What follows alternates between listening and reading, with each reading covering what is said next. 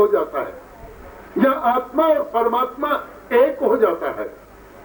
माम पेते ही तो कौन थे, जो मेरे को समर्पण कर गया, बस पुनर्जन्म न विद्यते, इन जीवों का कभी दोबारा जन्म नहीं होगा।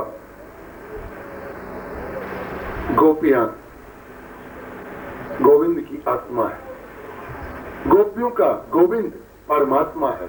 गोपियां कौन? जो अपनी संपूर्ण इंद्रियों से गोविंद का रस का पान करे, उसे गोपियां कहते हैं। तुम भी कर सकती हो, मैं भी कर सकता हूं।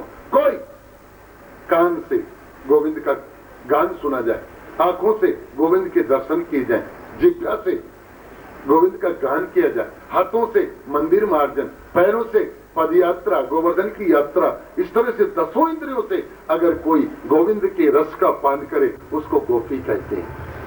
हम उस रस का पान करने के लिए अर्धरात्रि में जाते हैं, कुंज में, शिवानी कुंज में। अरे पार्वती, हमें भी ले चल। तुम नहीं जा सकते बाबा। क्यों? वहां पुरुष कोई नहीं जा सकता, वहां खाली स्त्रियां ही जाती। अच्छा एक काम कर, एक साड़ी तू मुझे दे दे, मैं साड़ी पहन लूं, घूंघटा निकाल लूं, मेरी दाढ़ी को छुपा लूं, मूछों को छुपा लूं, लंबा घूंघटा निकाल लूंगा, फिर कौन पकड़ लेगा मुझे? तेरे साथ साथ मैं चलूंगी। पार्वती मैया ने देखा बाबा की इच्छा कुछ ज्यादा ही है। ठीक है बाबा, लेकिन अगर पकड़े जाओ तो मुझे मत कहना। ठीक है। बाबा ने साड़ी पहनी, पेटीकोट पहना, चुन्नी लगाई है, टीकी, काजल, सुरमा, क्या कहने। कैसा लगा होगा शंकर बाबा? दाढ़ी में होठा लाली लगाई होगी तो कैसा लगा होगा? काजल भी लगाया होगा, टिक्की भी लगाई होगी। पार्वती जहां श्रृंगार करती हो, वहां तो स्वयं कामदेव वसीभूत हो जाए। सुंदर साड़ी, लंबा घूंघट, आगे आगे पार्वती, पीछे पीछे शंकर बाबा आ गए रास में। और रास में आते जैसे ही कन्हैया आया, सब गोपियां खड़ी हो गई। किसी ने मृदंग उठाया, किसी ने करताल, किसी ने जान, किसी ने जमुरा, किसी ने सारंगी, तानपुरा, न जाने कितने मृदंग एक साथ बजे। गोविंद ने भी नृत्य किया, गोपियों ने भी नृत्य किया, लेकिन आज गोविंद को नृत्य में आनंद नहीं आया। क्यों? आज एक बैरागी जीव फंसा हुआ है। कन्हैया ने देखा आज आनंद क्यों नहीं आ रहा है, तो अंतर्दृष्टि लगाई, समाधि, त्राटक, और त्राटक में देखा रे कैलाशपति आया। एक दिन उस दिन आया, आज यहां आया और हमसे छुप के आया। अरे हम तेरे को उजागर नहीं कर दे तो हमारा नाम कन्हैया नहीं, तेरे को कुछ कहेंगे नहीं, तेरे को स्वयं उजागर कर देंगे। और इन्होंने क्या किया, अब की बार ललिता को, विशाखा को, चंपक को, चमेली को कहा है कि ढंग से मृदंग के ऊपर थाप डालना, और बंसरी को बजाया है तांडव नृत्य के रूप में। ये मधुर स्वर खत्म हो गए और उग्र स्वर चालू हो गए, और थाप पड़ने लगी जोर से। शंकर बाबा अपने आप को रोक नहीं पाए और एकदम सारी किधर, और ये तांडव नृत्य शुरू हो गया। महाराज जिस समय गंगा को धारण किया था, उस समय जो नृत्य किया, कहीं साड़ी, कहीं पेटीकोट, निकल आई मृगशाला, बाल बखेर दी, जटा बखेर दी। और कन्हैया गया, बाबा बड़े छुप करके आए थे ना, क्या हुआ? बाबा ने कहा तेरी शैतानी गई नहीं, अभी हमें उजागर कर दिया, चुपके से जाने देता यहाँ से। अच्छा बाबा जाओ, अब कैलाश में जाओ। बाबा ने कहा नहीं जाऊंगा। क्यों? अब जब एक बार तेरे पास आ गया तो तू क्या अलग कर देगा? तू तो कहता है कि एक बार जो मेरी शरण में आ गया उसको मैं छोड़ता नहीं, तो फिर अब मुझे जाने के लिए कह रहा कैलाश। तब कन्हैया ने उसी दिन या ब्रज में स्थापित कर दिया। वृंदावन में कभी जाओ तो 4 महादेव है वहां, इनमें एक गोपेश्वर महादेव। उसी दिन से गोपेश्वर महादेव यहाँ रहते हैं, और जब यहाँ रासलीला होती है तो स्वयं गोपेश्वर महाराज वहां दरवाजे के ऊपर खड़े होकर के पहरा देते हैं। और आपको मैं एक नई बात बताता हूँ, शायद जानते आप लोग तो विद्वान है, मैं भी मूर्ख आदमी कह देता हूँ, नई बात बताऊं, निकल जाती है, कभी कभी तो गलती हो जाती है। एक बार मैंने गुरु जी से सुना था, नरसिंह जी जो थे वो 5-6 दिन तक भूखे शंकर भगवान के मंदिर में पड़े रहे। तो शंकर भगवान प्रकट हुए, नरसी को कहा कि मांगो क्या चाहिए। नरसी ने कहा कि महाराज मुझे तो कुछ भी पता नहीं, जो कुछ देना हो आप ही दीजिए। तो भगवान शंकर स्वयं नरसी जी को या रास में लेकर के आए थे। और नृत्य जब होने लगा तो आज कन्हैया ने देखा कि कोई पुरुष फिर आया है, तो इधर देखा तो शंकर भगवान ने कहा मैं, साथ में बोले एक दास को लेके आया, थोड़ी इसको सेवा बख्शी, एक दिन इसको यहाँ रास में रहने दीजिए। तो कन्हैया ने उसको मसाल सेवा दी। नृत्य में वो पूरी रात नरसी जी मसाल लेकर के खड़े रहे। तब से ये नरसी जी कृष्ण की भक्त बने। इसलिए मैं कहता हूं कि जो शंकर की उपासना करता है उसको भी एक दिन शंकर ठाकुर जी की शरण में भेज देते हैं। जो दुर्गा की उपासना करता है दुर्गा भी उसको ठाकुर की शरण में भेज देते हैं, क्योंकि बिना मुकुंद के मुक्ति है ही। आज गर्गाचार्य जी आए हैं घर में। ये बाबा के कुल गुरु है। गर्गाचार्य जी को देखा तो दौड़ करके गए, चरणों में पड़ गए। महाराज 6 महीने हो गए, घर में बच्चे पैदा हुए हैं और आप आए नहीं अभी तक नामकरण संस्कार करने के लिए। गर्गाचार्य जी ने कहा कि बाबा मैं इनकी रक्षा के लिए नहीं आया। क्यों? सबको पता है कि मैं तुम्हारा कुल पुरोहित हूं, और अगर मैं तुम्हारे घर में आता तो सबको पता चल जाता कि यहाँ बच्चा पैदा हुआ है। मैं इसलिए नहीं आ रहा था, लोगों को संशय रहे कि यहाँ कोई बच्चा है नहीं। तो अब मैं आया हूं, आप एक काम करो, इनका नामकरण संस्कार करो। बोलो तुम्हारे महल में नहीं करेंगे तो गौशाला में भेज दो, यशोदा को भेज दो, रोहिणी को भेज दो, दोनों अपने अपने पुत्रों को लेकर के गौशाला में चली जाए। अपन गौशाला में चलेंगे, वहां उनका नामकरण संस्कार करेंगे। तो माता यशोदा ने, रोहिणी ने चर्चा की। अपने कुलगुरु आए हैं गर्गाचार्य जी, तुम्हें पता है बड़े विद्वान हैं, इनकी विद्वता की परीक्षा कर ली जाए। कर लो। तो क्या किया, रोहिणी ने तो अपनी गोद में ले लिया कन्हैया को, और यशोदा की गोद में दे दिया बलदाऊ भैया कि देखिए इनको पता चले क्या कि इन्होंने लड़के बदल रखे। महाराज गर्गाचार्य जी आए, गौशाला में बैठे, आसन दिया, आसन पर बैठ गए। सामने यशोदा, इधर रोहिणी जी बैठी है। तो रोहिणी जी ने जल्दी से लड़के को आगे किया, बाबा मेरे बच्चे का नामकरण संस्कार करो। तो गर्गाचार्य जी ने पंचांग देखा, फिर ध्यान लगाया, जो गुरु गोविंद के गुरु होंगे वो कैसे होंगे। उनको आभास हो गया कि इन्होंने गोद पलट रखी है, ये लड़का इनका नहीं है। रोहिणी को कहा माते हाँ किसके लड़के का नामकरण संस्कार कराना चाहती हो। बोलो मेरे लड़के का।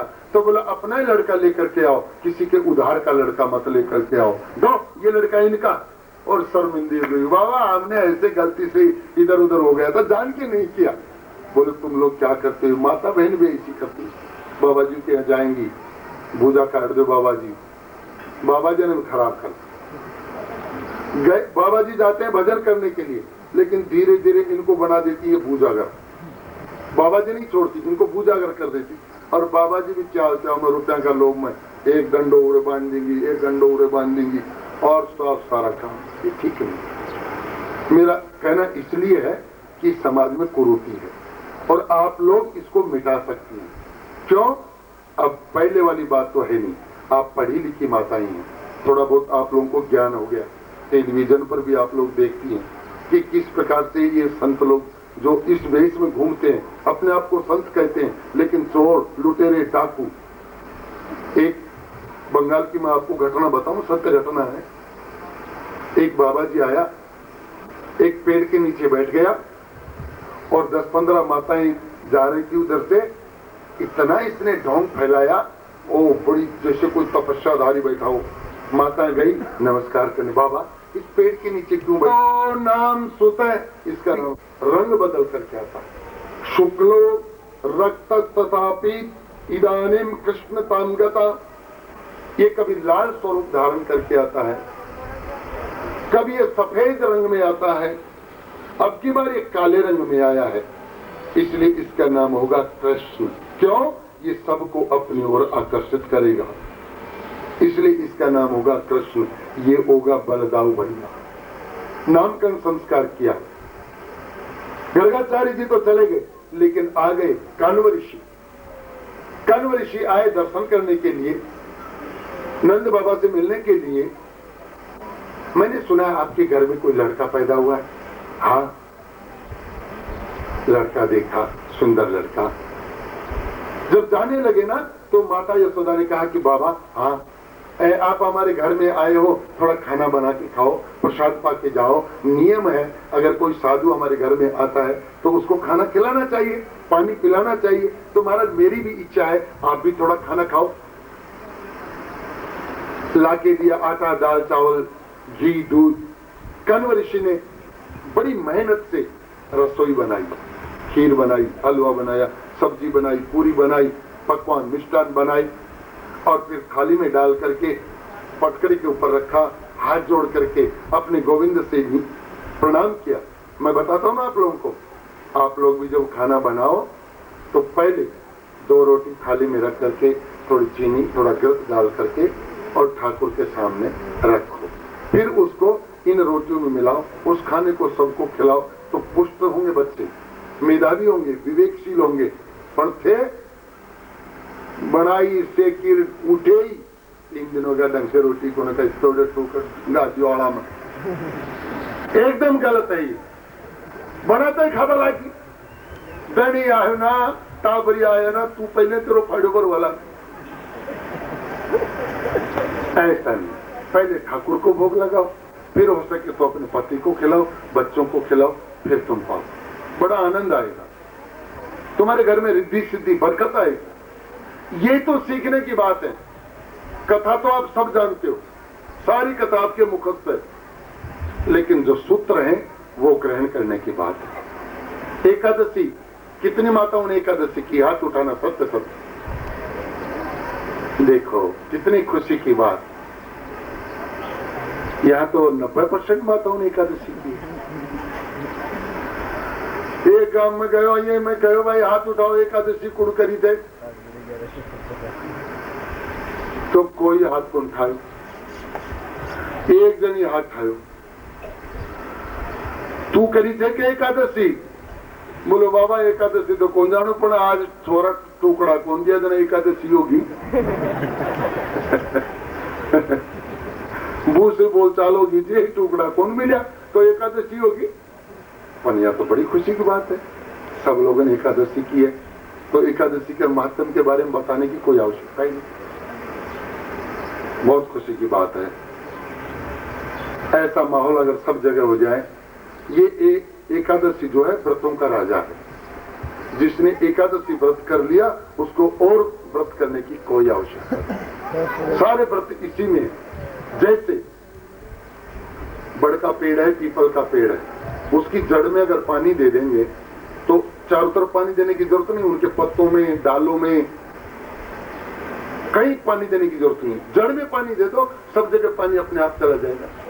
पेट में अगर हम खा लेते हैं तो हाथ, पैर, दिमाग सब पुष्ट हो जाता है। इसी तरह अगर जिसने कृष्ण का भजन कर लिया, कृष्ण का व्रत कर लिया, कृष्ण वंदना कर ली, तो सारे देवी देवताओं की वंदना हो गई। क्यों? 24 अवतारों का वर्णन है श्रीमद् भागवत में, और अवतारों का वर्णन करने के बाद में श्रीमद् भागवत में स्पष्ट लिखा हुआ है, एते चांस कलापुंस कृष्णस्तु भगवान स्वयं। ये जितने भी अवतार हैं, कच्छ, मत्स्य, वराह, कल्की, वामन, राम, ये सब भगवान के वैशावतार हैं, सक्तावतार हैं, युगावतार हैं। लेकिन कृष्णस्तु भगवान स्वयं, कृष्ण जो है वो पूर्ण ब्रह्म परमात्मा है। सभी अवतारों का ये अवतारी है। कान्व ऋषि ने खाना बनाया, पाट के ऊपर रखा, गोविंद की फोटो रखी और हाथ जोड़ के वंदना किया कि महाराज जैसा भी रूखा सूखा मैंने जो बनाया, अब आप आकर के इसको प्रसाद को पाइए, मुझे कृतार्थ कीजिए, मैं धन्य हो जाऊं। आज मेरी आंखों के सामने आकर के प्रसाद पाइए। और 10 मिनट बाद में आंख खोल और देखियो तो देख तो रहे यो जसोदा को लाड लो आ और पाचड़ा पर बैठ, अब दे बाग लाग लो सपास। और जैसे इसने आंख खोल करके देखा, छी मैंने 2 घंटे के प्रयत्न से खाना बनाया, इतना सुंदर पकवान, और ये देखो इसने हाथ भी धोया है कि नहीं, और ये झूठा सूठा इसी में, और नाक, ये खाना तो मेरे बस की बात नहीं। ए माँ यशोदा, हाँ तेरे लाल ने सारी गड़बड़ चोट कर दी, क्या देख मेरा सारा बना बनाया खेल खत्म कर दिया, अब मैं भूखा जाऊंगा यहाँ से। यशोदा ने पैर पकड़ लिया, भूखे मत जाओ बाबा, मेरे घर की रिद्धि सिद्धि चली जाएगी, सुख संपत्ति चली जाएगी, मैं प्रसाद खिलाता फिर बनाइए आप, एक बार मेरे कहने से कष्ट कर लीजिए। ये है शुद्ध गृहिणी के लक्षण। दोबारा खाना बनाया, दोबारा खाना बना करके फिर वही रखा, फिर वही मंत्र, वही 10 मिनट तक आंखें बंद, और फिर अब की बार जब आंखें खोली फिर वही कन्हैया, फिर वही खाना, और जो ही इसने चिल्लाना शुरू किया, कन्हैया ने हाथ लगाया इसके मुंह पर। जो पहले मंत्र बोलता है, हमें बुलाता है, और जब हम खाते हुए मिलते हैं तो मां से हमें पिटवाता है। तेरे को किसने बुलाया रे भाई? तू अभी नहीं मंत्र बोल रहा था, महाप्रसादे गोविंदे नाम ब्राह्मणे वैष्णवे स्वल्प पुण्यवतार जन्म, किस मंत्र बोला ना? हाँ ये मंत्र मेरा है। तेरा? बोले हाँ। तेरा विश्वास नहीं? बोले नहीं। तो उसी समय गोविंद ने अपना स्वरूप दिखाया, शांताकारं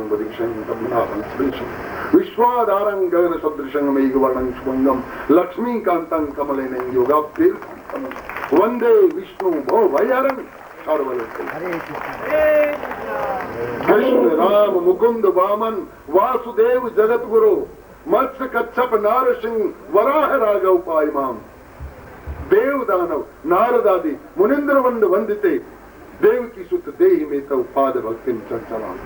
अरे गोविंद मैं तो समझ नहीं पाया, आप पूर्ण ब्रह्म परमात्मा और नंद बाबा की यहाँ पागल हो गया, उन्मत्त हो गया, चरणों में पड़ गया।